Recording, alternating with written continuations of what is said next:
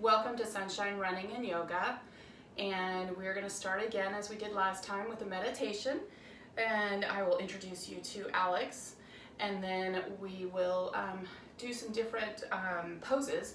We're going to do downward dog today, a forward fold, and a bridge, and those are some pretty key basic poses that you'll do in most yoga classes. So starting with our meditation, remember what I said last time, just get comfortable. You could be seated with crisscross applesauce. You could be lying down, like as if you were in what's called Shavasana or corpse pose. You could be on your bed. You can be, one of my favorite positions is to be tucked into the corner of my couch with a blanket around me, my legs however I want, and just really, really comfy, cozy. And then really starting to now focus on your breath. Just see where it's at right now. Don't try and change your breath, just focus on your breath. Feel it coming into your body and then exhaling from your body. And just notice it and notice how it feels coming in and where it comes in, as far as where does it reach to. Does it go to your chest? Does it go down into your belly? Does it come out of your belly, up through your chest, and then out of your nose? Those are the things to kind of think about and focus, or not focus on, but pay attention to. And then what we want to do is there's different kind of breathing techniques that you can do to kind of try and keep your meditation focused, because that's what happens is when we do meditation type things, we start losing focus. And the whole point of meditation, again, as I said before, is we want to center ourselves. We want to be on our mat. Remember, it's just our mat, no one else's mat. We don't care what anybody else is doing. And so we want to be on our mat, and we want to be able to wipe away all those things that are going on in our heads that are just busy and that we've got to do, or we've had to deal with today, or the crazy people that we were dealing with. We want to just walk away from that for just a moment and get ourselves just centered on our mat and not think about, okay, I'm going to be done in about 20 minutes. We're just going to think about right now, right in this very moment that you're in. You're going to feel your sits bones sitting on the ground, kind of just really rooting down onto the ground or onto the seat, wherever you're at. Or say if you're laying on your back, maybe really noticing your shoulder blades really laying on, touching the ground or touching the bed that you might be laying on. And while you're doing this, I want you to now let's focus a little bit on our breath, and I want you just to breathe in, stop at the top, breathe out, stop at the bottom, breathe in, stop, breathe out, stop. I want you to keep doing that while I'm talking to you. One of the things that we do when we're doing yoga is it's called a Ujjayi breath, and it's a way to kind of bring up some warmth in our body, because we are starting off pretty cold, or not warmed up, and this helps kind of bring some warmth in our body. And the way you do, and they'll talk about this in most yoga classes, it's called Ujjayi breath or victorious breath. And the way you do this is you're gonna breathe through the back of your throat. And most breathing in yoga is done with your mouth closed, just through your nose, in and out. Sometimes you'll have a yoga instructor who will tell you to breathe a sigh or through their mouth, and that kind of gives you a, they will call that a breath that is, I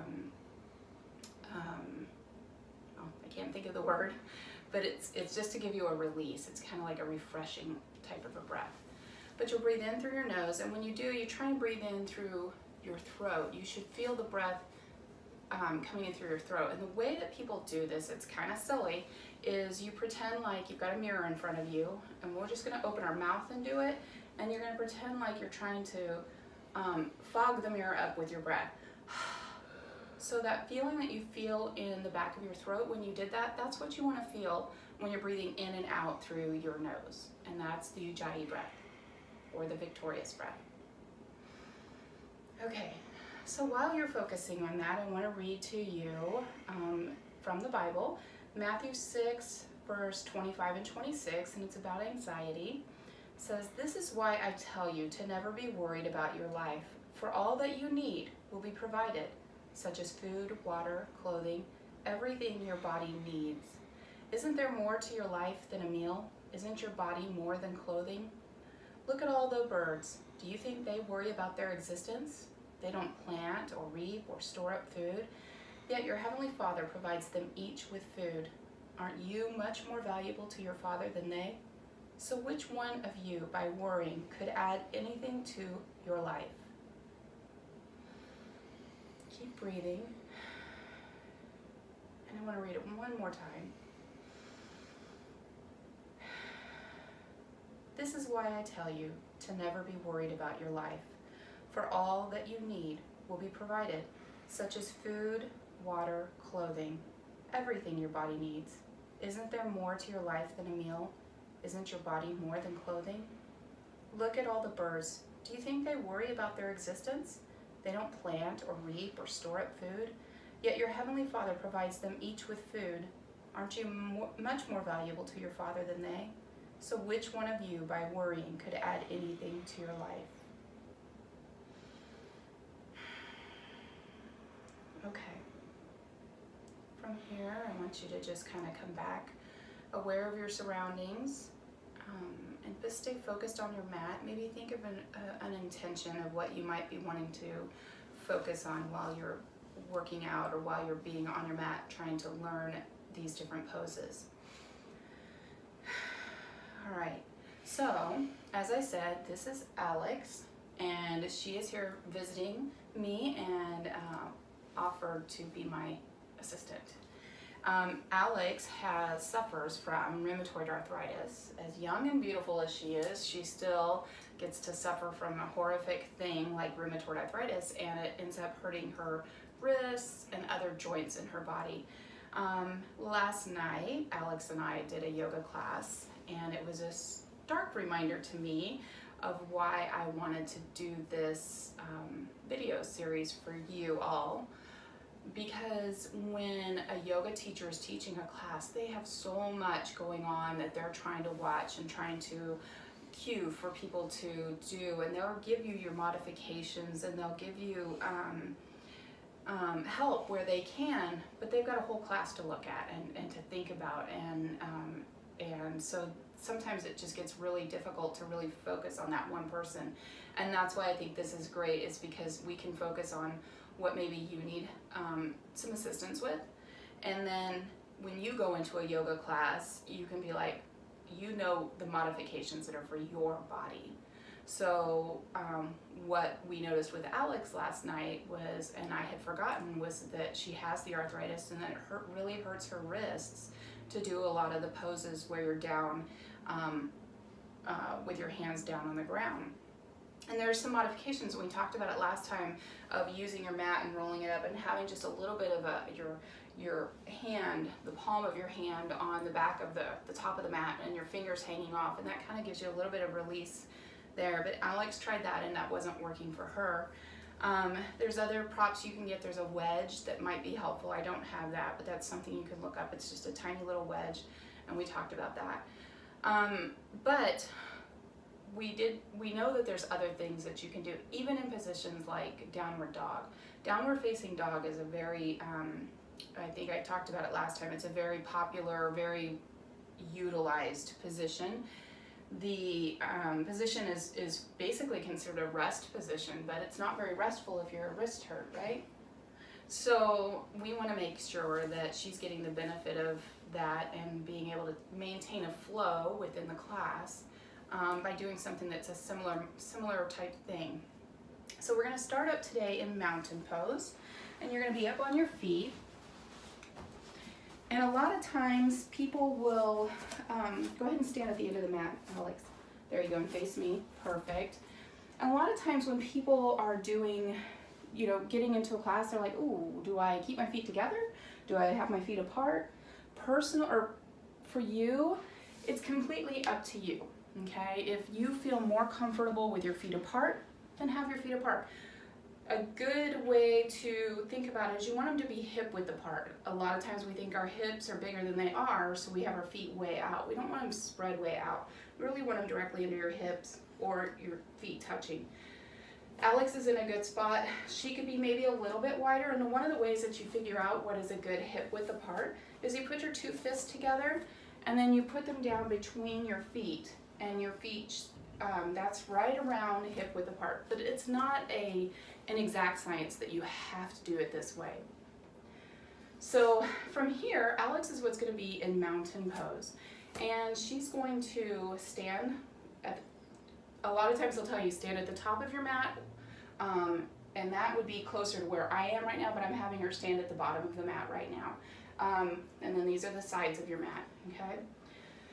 What I'm going to do is I'm going to adjust the video so you can see her. And Alex, actually I'm going to have you go ahead and face the video right in the middle. There you go. And so what she's going to do, again, it's back to that alignment that we talked about, where she's going to have her her tailbone tucked in just slightly. She's going to have her ribs knitted together. Remember, we talked about it like little fingers just kind of hugging you in. She's going to have her shoulders back and down, and she's going to have her head lined up over her shoulder. So her ears should be just over her shoulders, and it looks like she's almost giving herself a double chin. That would be, and then with mountain pose, you're going to have your hands palms facing out, just like she has her palms facing out, and that's considered mountain pose. One of the things you want to think about, or you could think about, it's an extra thing, is when you're in this pose to, you don't want to necessarily squeeze your booty cheeks together. You want to instead release those and try and rotate the inside of your thighs from the front towards the back. Do you feel a difference in that, Alex? Mm-hmm. And then you're not holding on to your glutes back there. So this is mountain pose. This is where a lot of people start at. From here, we're gonna go, okay, you can go ahead and go sideways back on your mat, back to in the middle of the mat's fine. From here, we're gonna do what's called a forward fold. This is very common, this portion from mountain pose to forward fold to halfway lift, down to downward dog is part of a sun salutation, which is just a series of poses put together. But you'll hear people say sun sal B, sun sal A, and then we'll go through that, but these are just the beginnings of it, the beginning stages. So, Al, I want you to go ahead and lift your arms above your head, breathing in, hinging at your hips, not just dropping your back, but hinging at your hips. I want you to fold forward in half and try and reach down towards your toes. And if it's tight, bend your knees. It should be, we're still warming up, and so, yeah, that's perfect. And what happens a lot of times is you want to have, when you're in this position, you want to almost be falling forward or feel like you're falling forward. So you might be leaning more towards the ball of your feet. Your whole feet are going to be on the ground. All four corners of your feet are on the ground, but you're going to be leaning more towards the ball of your feet. From here, I'm going to have Alex lift halfway up. That's what it's called. So she's going to flatten out her back, keeping her neck aligned, and she's going to come up and just place her hands gently resting on her shins. And then from here, I'm going to have her go back down into a forward fold. And now I'm going to have her walk herself down gently onto her knees, because we're going to go into what's called the downward dog, downward facing dog. And this way, this is less pressure on her wrists. And she's going to go into being on her forearms and lifting her hips straight up into the air behind her. And that's a form of downward facing dog with a modification. Now, if she were to move her feet in closer, that would be considered actually another position, but we're not doing that. We're just showing you downward facing dog because this is a resting position. When you're in this position, you should be feeling your lats pulling back together, right? You're still trying to keep that alignment of your hips slightly rotated in, or your tailbone.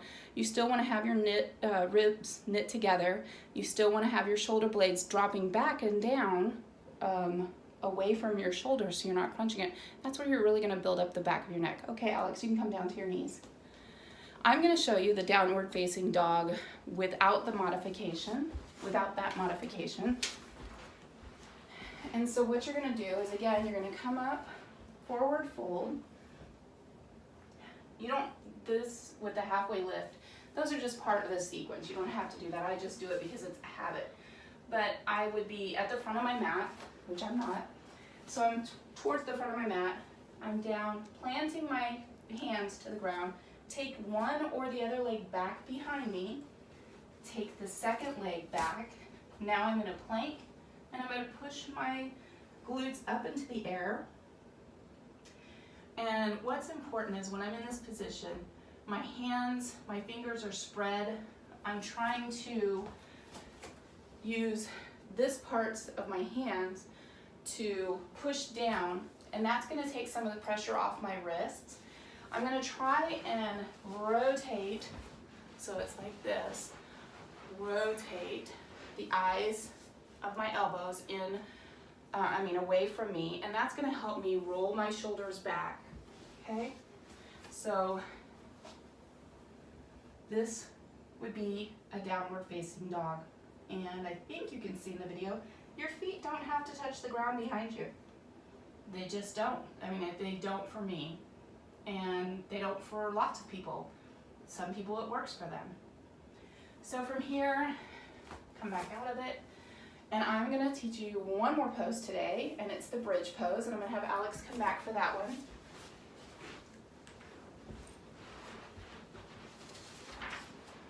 Okay, Alex, go ahead and lay on your back with your feet at the end of the mat. And bridge pose is a really, really common pose that people like to do. It's considered a back bend pose. And what you want to do is have your, again, when you lay on the ground, you'll feel it. Are your shoulder blades feeling like they're up around your neck, or are they feeling like they're down your back, Alex? Oh, mine are down by my back. Okay, so but you had to adjust that, right? Yes. You don't just lay down and your shoulder blades are down your back. You have to adjust that. And once you do that, you keep your arms and your hands to your side. There are different ways to do bridge, but this is going to be the very basic way. You're going to bring your feet closer into your butt. They don't have to be right next to your butt. Some people like that. They think that they may tell you that you should have your fingertips touching the heels of your feet, and that's how close they should be. It's really all about where you're comfortable. I have knees that are a little bit finicky from running for so many years, and so I can't have my knees that close or my feet that close because it really kind of puts a strain on my knees in this area. So that is a personal decision on how you feel. Remember, we listen to our bodies. And then from here, what you want to do, I had a great Pilates instructor that taught me great visualization, and she said, really think about when you're doing this, you're pressing down in your heels, and you're lifting your hips up, and you're bringing, like you're going to launch a plane off of your legs. Perfect. That looks great, Alex. And then what you want to do from there when you come out of it, and you can be really pressing on your arms, on your elbows, really make sure your elbows are going into the ground. That's kind of giving you a little bit of a different feeling up at the top of your neck. From there, I want you to just go ahead and very slowly, one vertebrae at a time, roll down. And this is really important. Number one, because it's just good mechanics, it's good for your back, and it feels good. And that's a bridge pose. Ladies and gentlemen, this is definitely something that you can do, and it's definitely something that's good for you. And I want to remind you, it's not about squeezing your glute cheeks together. It's just about lifting your hips up and using your heels to push down into the ground and using your arms. Now, there are other ways, just so you're aware. They'll tell you to put your elbows under, roll your shoulders down, squeeze them kind of together. Put your hands behind your back, and you're going to come up. And if you can, you're almost like supporting your whole body up with your arms as a base underneath you. But you could even go closer together if you've got that ability and have your hands palms touching. Okay, that's good. Roll down. All right. as I said before, if you have any problems, you definitely want to listen to your problems, and you want to honor yourself and honor your time on your mat, and just be grateful that you did something to take care of yourself. Thank you for listening, and please post any comments. Thank you.